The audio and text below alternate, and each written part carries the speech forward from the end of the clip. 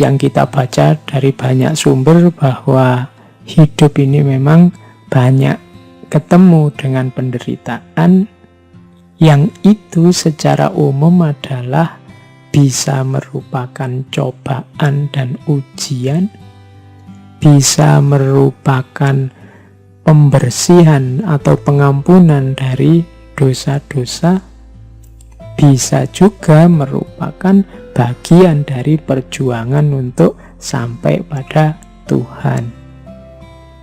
Nih, biasanya dalam agama-agama melihat penderitaan itu satu di antara tiga ini.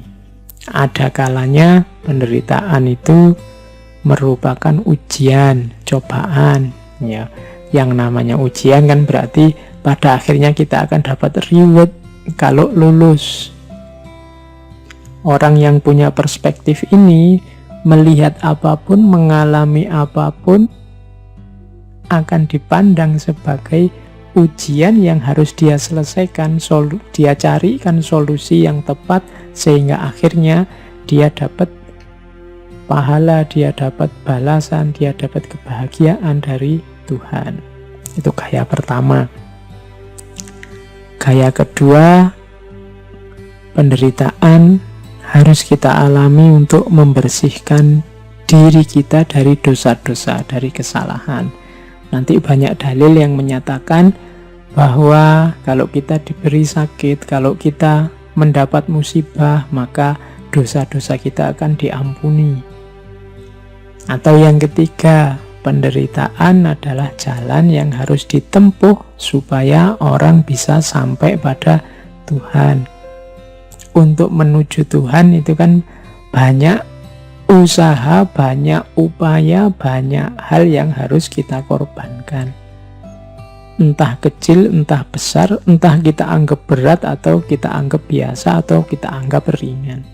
Tapi kan di situ ada perjuangan, ada pengorbanan. Ketika ada pengorbanan ya pasti ada sedikit atau banyak rasa menderita.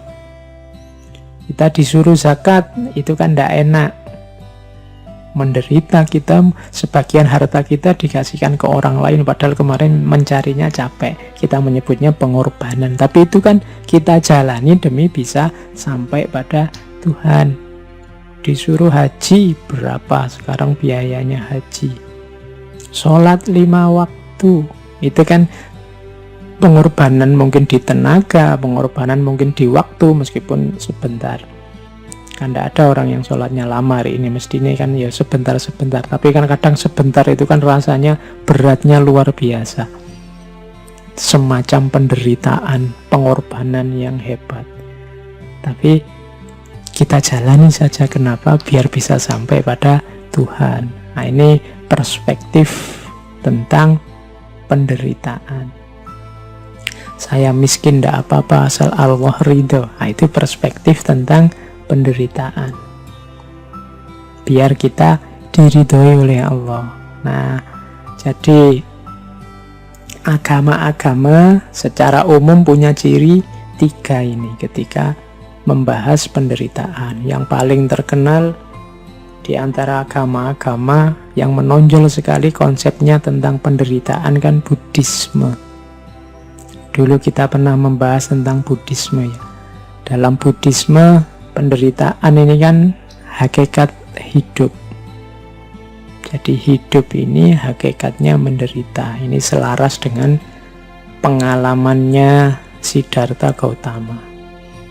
Kalau dalam Buddhisme, penderitaan ini dikenal sebagai dukkha. Kata-kata ini diserap dalam bahasa Indonesia nanti jadi kata-kata yang artinya juga penderitaan, yaitu dukkha. Biasanya ada kalimat selanjutnya dukkha derita, karena memang artinya dukkha itu penderitaan. Hidup ini pasti dukkha isinya, penderitaan.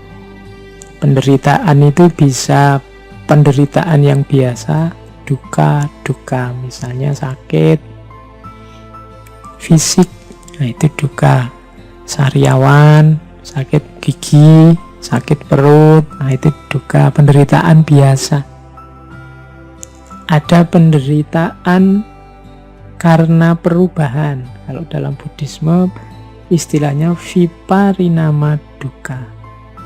Misalnya menderita karena putus cinta, menderita karena terpaksa harus hidup dengan orang yang kita benci, menderita karena ditinggal orang yang kita sayangi, dan seterusnya. Ini kan terjadi perubahan.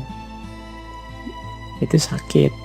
Jadi karena apa? Karena situasi baru itu kan menyakitkan. Kemarin bersama, berdua, sekarang sendiri, itu kan menyakitkan. Kemarin tidak punya teman sekacau ini, sekarang punya teman sekacau ini. Akhirnya tiap hari makan hati. Ya, itu kan karena perubahan, itu juga duka. Kemarin tinggal di sana, hawanya panas sekali, orangnya marah-marah terus. Sudah terbiasa terhanyut ikutan marah-marah. Sekarang ganti situasi, isinya bukan orang marah-marah lagi, tapi orang pendiam semua. Wah, itu kan menderita. Jadi penderitaan karena perubahan. Intinya tidak tercapainya keinginan, sehingga kita sedih, sehingga kita merasa gundah, dan seterusnya. Itu namanya viparinama dukkha. Yang ketiga, penderitaan karena kita sebagai manusia. Ini yang disebut penderitaan sebagai hakikat hidup. Bahwa sebagai manusia kita ini lahir dengan karakter manusia yang lemah, banyak keterbatasan, tidak berdaya, nantinya tua dan juga mati.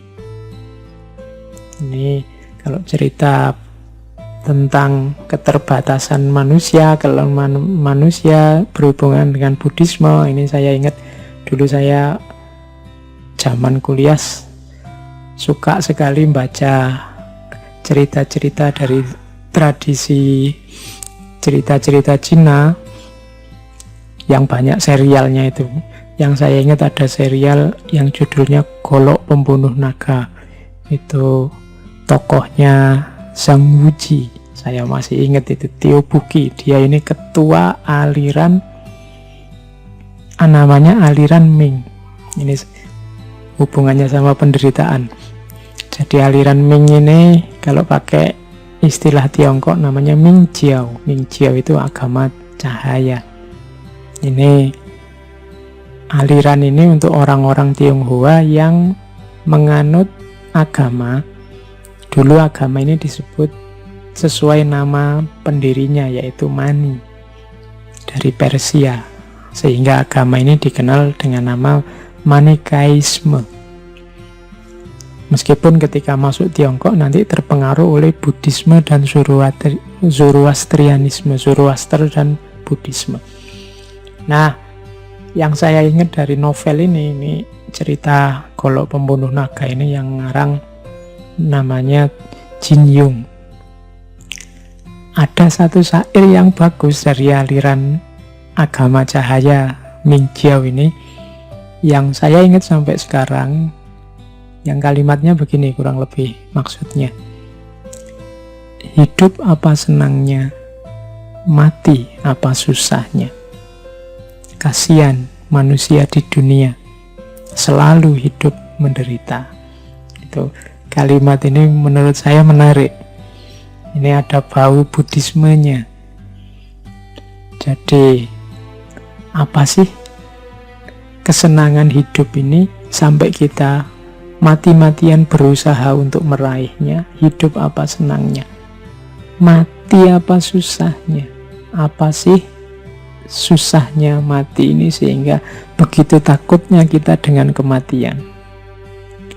Kasihan manusia di dunia, selalu hidup menderita. Kasihan sekali orang-orang itu, ya hidupnya jadinya susah terus, tidak ada senengnya. Kenapa? Harusnya dunia ini seneng, akhirnya tidak seneng karena begitu terobsesi mengejar-ngejar kesenangan dunia. Padahal sebesar apa sih kesenangan dunia itu? Kita juga begitu takut, begitu parno dengan kematian. Padahal apa iya sih kematian itu begitu negatifnya, begitu menyusahkannya? Nah, ini saya dapatnya dari novel, tapi menarik untuk menggambarkan bagaimana agama Manikaeanisme ini menganggap bahwa sudahlah, hidup jangan terlalu diambil serius. Hidup itu menyenangkan tapi juga tidak sebegitunya. Mati itu menyedihkan tapi juga tidak sebegitunya. Yang susah kalau orang terlalu memberati hidup, terlalu takut dengan kematian, akhirnya selalu hidup menderita. Nah, jadi kembali ke Buddhisme tadi, salah satu agama yang menganggap hakikat hidup intinya adalah duka atau penderitaan adalah Buddhisme. Sebabnya apa? Penderitaan itu ada dua, tanha sama avijja. Jadi tanha itu nafsu, kalau avijja itu kebodohan, kegelapan batin. Kebodohan berarti tadi ya, kurangnya pengetahuan. Kemudian kalau tanha itu nafsu, keinginan yang tidak terkendali, hasrat yang tidak terkendali. Jadi ternyata hidup kita ini menderita ketika hasrat kita tidak bisa kita kontrol dan pengetahuan kita terbatas. Berarti solusinya bisa menyatukan tadi antara timur dan barat. Kalau Schopenhauer tadi inginnya kita mengontrol nafsu, mengontrol hasrat. Dan banyak pikiran timur menganggap bahwa kuncinya di pengetahuan. Ternyata ya memang dua-duanya. Bagaimana kita bisa mengontrol nafsu, mengontrol diri kalau kita tidak punya pengetahuan tentang diri kita sendiri? Berarti memang dua-duanya penting. Oke. Beda lagi dengan perspektifnya Hinduisme. Kalau Hinduisme melihat penderitaan itu sebagai buahnya perbuatan kita sendiri. Dulu kita juga sudah membahas tentang Hinduisme.